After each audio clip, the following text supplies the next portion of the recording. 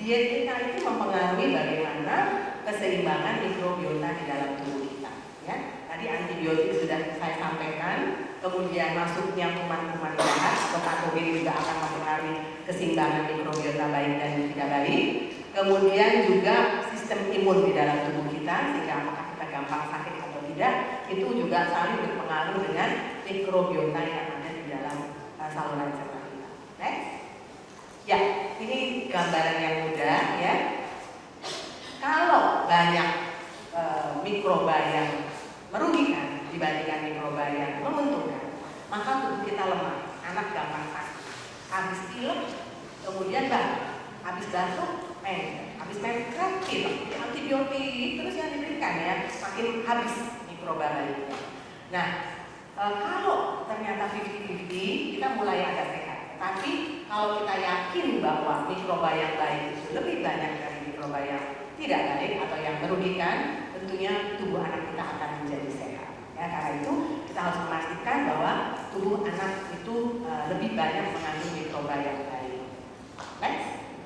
Ya, ini adalah keseimbangan tersebut, bahwa kita harus perhatian kepada mikrobiota yang baik di dalam usus kita, sehingga ini semua kalau ini seimbang baik, maka tentunya tidak ada lagi anak yang sering sakit. Anak yang sering sakit itu menyebabkan dia malnutrisi. Tadi yang seperti Dokter Hartono katakan, apakah dia kurus, apakah dia pendek. Ya, kurus itu karena masalah gizi yang akut, dia sakit, dia berat badannya kurang, kurus. Tapi kalau pendek itu masalah gizi yang kronis. Jadi dia mengalami infeksi terus-menerus gitu ya. Lama-lama dia tidak bisa tumbuh, itu kronis ya. Jadi kalau anak ini malnutrisi, tentunya sistem imunnya akan lemah. Apalagi kalau mikrobiota di ususnya juga tidak menguntungkan, makin lemah, infeksi lagi, kurus lagi. Jadi lingkaran setannya berputar-putar. Padahal sebetulnya kita bisa stop asalkan mikrobiota di dalam usus itu diperhatikan. Next. Nah, sekarang kita bicara tentang prebiotik probiotik. Next.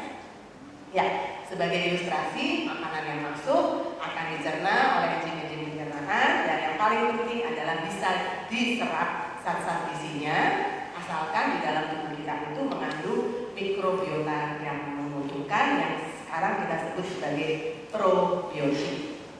Next. Ya, ini adalah manfaat dari probiotik di dalam usus. Probiotik itu akan menjadi sistem pertahanan di dalam selaput lendir sepanjang usus kita. Usus kita itu selaput lendirnya panjang sekali, dan itu akan dijaga keutuhannya oleh si probiotik ini. Kalau terjadi kerenggangan daripada sel-sel mukosa usus, itu menyebabkan kuman atau kuman-kuman yang atau mikrobiota yang merugikan bisa masuk ke dalam celah-celah antar sel-sel dari selaput lendir usus. Kalau masuk, maka kuman-kuman yang merugikan itu akan beredar ke seluruh tubuh, anaknya sakit. Jadi si probiotik ini akan menjaga keutuhan daripada sel-sel daripada selaput lendir saluran cerna. Dengan itu diharapkan yang bisa masuk adalah zat gizi, ya. Kemudian dengan adanya probiotik, sistem imun kita akan dipertahankan dengan baik. Kemudian ada perlindungan terhadap infeksi, dan tadi sebetulnya dari usus dengan mikrobiota yang baik, sistem imun yang baik, maka perkembangan otak juga akan menjadi baik ya, Dokter Hartono ya. Jadi kita sekarang mengenal ada yang namanya hubungan antara sebetulnya usus dengan perkembangan otak. Ya, itu ada sinyalnya. Ya, sebetulnya itu ada sinyalnya. Jadi kalau anaknya itu mikrobiota ususnya itu baik, sehat, maka perkembangan otaknya juga akan baik. Next. Ya, nah sekarang tadi katakan di dalam makanan kita ada yang namanya prebiotik.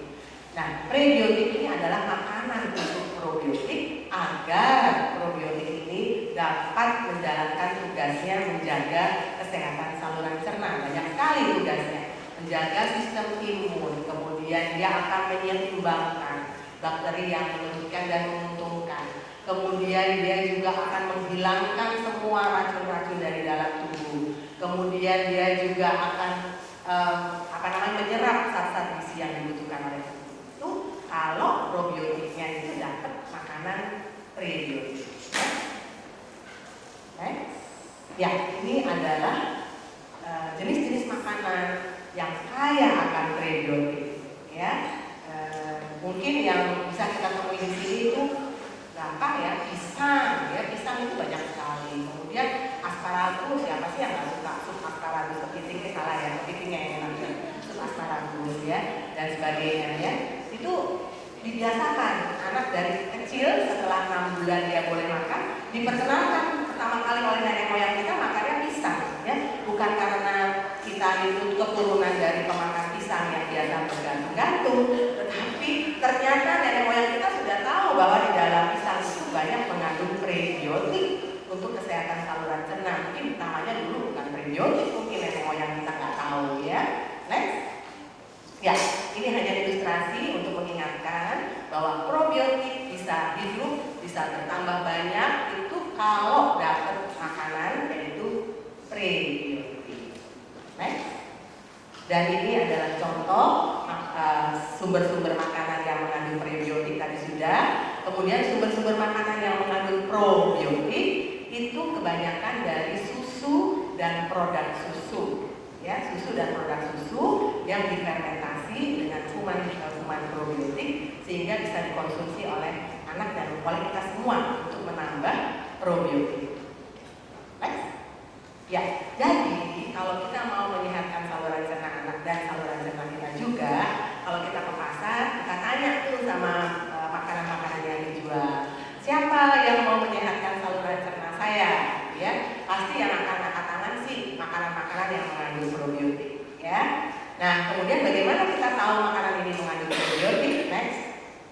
Ya, kita harus baca label dari tiap-tiap kemasan makanan. Ya, ini ada step-stepnya. Apa dulu yang mesti dibaca? Tadi dokter Heru mengatakan, tentunya pertama yang kita lihat adalah makanan ini dibuat dari bahan makanan apa. Ya, kamu lihat dulu dibuat dari bahan makanan apa. Yang disebut pertama adalah bahan makanan yang ingredients atau komposisinya terbanyak. Jadi misalnya yang disebut susu, maka susu itu merupakan komponen terbanyak di dalam produk makanan tersebut. Ya. Kemudian dilihat lagi persaji. Persajinya itu berapa gram sih? Berapa ukuran rumah tangganya seberapa sih? Berapa sendok, berapa gram? Ya. Kemudian persaji itu kandungan kalorinya berapa? Ya, sehingga kita bisa berhitung. Kalau kita makan sudah 5 saji, itu berarti kita sudah memasukkan 5 kali sekian kalori, bisa berhitung. Ya.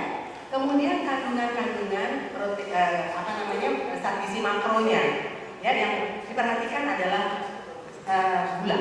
Ya. Jangan sampai kita memasukkan terlalu banyak gula di dalam tubuh kita. Tapi carilah karbohidrat yang kompleks. Gula itu adalah karbohidrat yang sederhana, yang langsung dirubah jadi energi. Itu bahaya sekali kalau kita terlalu banyak memasukkan gula, karena akan memasukkan banyak energi dan akibatnya adalah banyak sekali obesitas dan dampaknya. Ya, jadi dari kecil anak pun kita batasi asupan gulanya. Ya.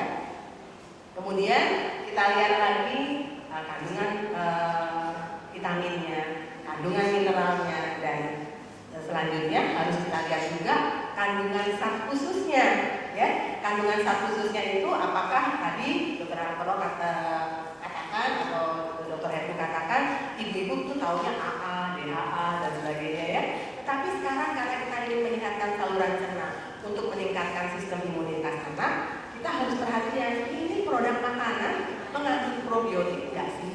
Mengandung prebiotik nggak sih? Kalau mengandung prebiotik dan probiotik udah lengkap tuh, karena kita langsung beli produk itu, probiotiknya ada dan makanan untuk probiotik itu yaitu prebiotik juga sudah ada di sini.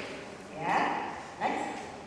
Sehingga tentunya saya mengharapkan teman-teman media dan para bloggers untuk mensosialisasikan kepada ibu-ibu dan teman-teman semua di bloggers tentunya bahwa membaca label dari kemasan produk makanan itu sangat penting, dan ajarkan bagaimana cara membaca. Dan kalau ada kaitannya dengan menyehatkan saluran cerna, tambahkan bahwa selain semua kandungan kalori, vitamin, mineral dan sebagainya, tambahkan juga mencari apakah produk tersebut mengandung zat khusus, prebiotik, probiotik dan sebagainya. Next. Mungkin itu yang dapat saya bagikan pada kesempatan ini. Terima kasih atas perhatiannya. Selamat siang.